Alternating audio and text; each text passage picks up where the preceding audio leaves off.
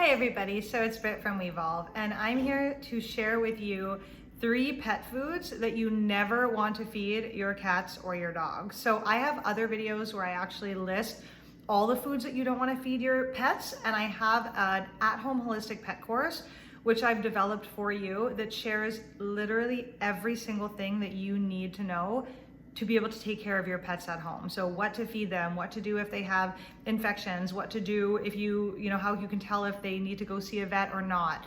What happens if they get stung by a scorpion, what to do if you need to travel, what about microchipping, what happens if your pet needs to be put down, what are serious things to watch out for. Like, everything you need to know is in there. So I'll link that resource down below for you. And I also share what to feed your pets in detail, where to source the food, how to make the meals, how to create complete nutrition, including supplements and all of that.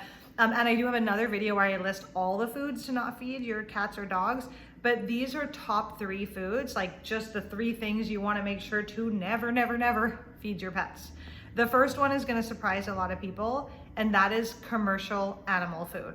It doesn't matter if it's vet formulated, it doesn't matter if it's, the greatest, highest quality, low grain, pure meat, organic, any already made pet food, unless it's literally a person at home making a raw food diet, is not going to be ideal for your pet. Kibble is even worse, like the cereal pellets, but even canned food, even the best quality like vet food is not healthy for your pets. I'm sorry to say it. I share more videos on why that is the case, the importance of pet microbiome, the importance of true nutrition, bioavailable nutrients versus synthesized nutrients added to food. All that information is available in the at-home holistic pet course. I'll link down below for you.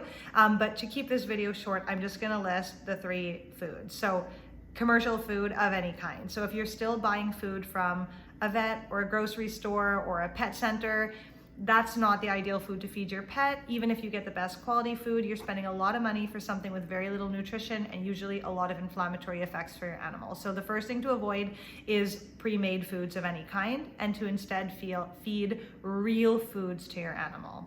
The second is going to be the allium spice family. So garlic, onions, and I'm going to throw ginger in here, even though it's not technically an allium, because it can be really disruptive for their digestive tract as well. But any of these very pungent herbs or spices, these like strong kind of natural antibiotic foods, though they can be okay in small amounts for a large human, they're not really an ideal food to feed your pet. They can cause a lot of gastrointestinal disturbance. They don't have the enzymes to break down these high sulfur compounds.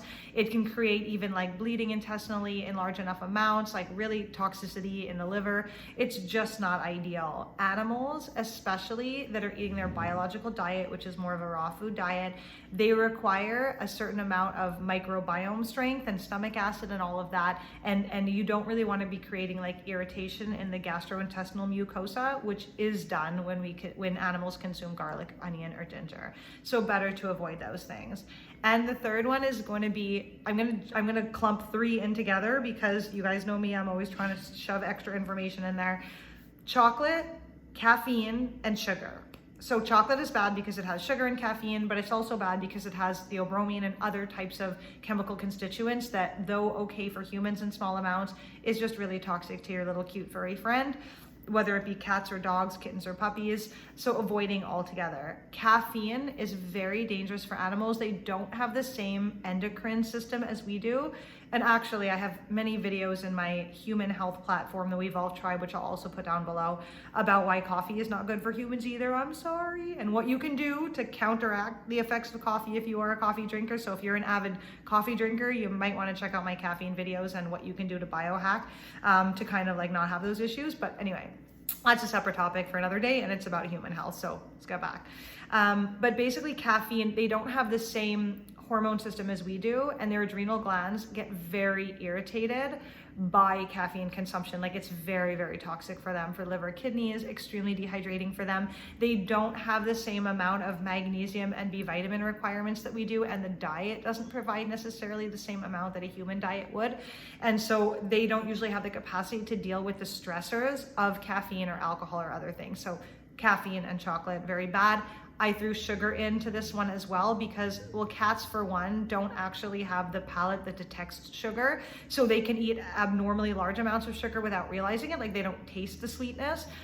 So if they're eating a piece of your banana bread, for instance, they're getting the, blood sugar problems with that, and the kind of diabetic response, the pancreatic response, I should say, that could lead to diabetes or prediabetes.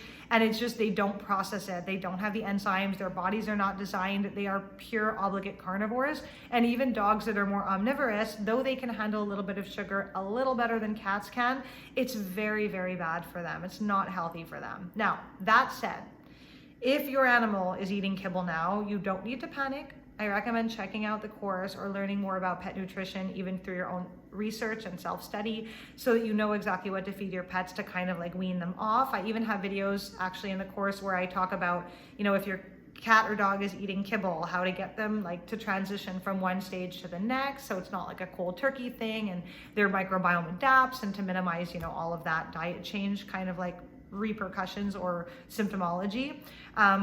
But you know, even in the case that, let's say your pet eats like a tiny bit of chicken that had some garlic on it, they're most likely going to be fine. This is mainly like raw foods, and it's not something you want to add to their diet. But unless they straight up ate a bunch of raw cloves of garlic, they're probably going to be fine. So you don't really need to panic too much about it.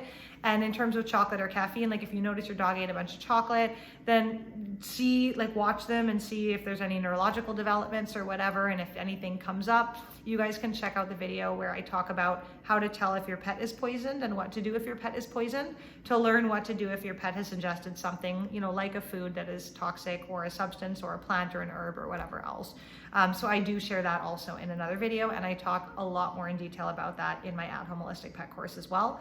So check out that resource. I made it with love for you guys. It's super powerful for pet owners to know exactly what they need to know to navigate, you know, being a pet owner at home without stress. Like, this happened, what do I do? You can literally look it up, and like your next steps are there for you. It's really powerful. So I hope you guys enjoy that. I hope you enjoyed this video and found it helpful. Don't forget to like, share, and subscribe, and I will see you in the next one.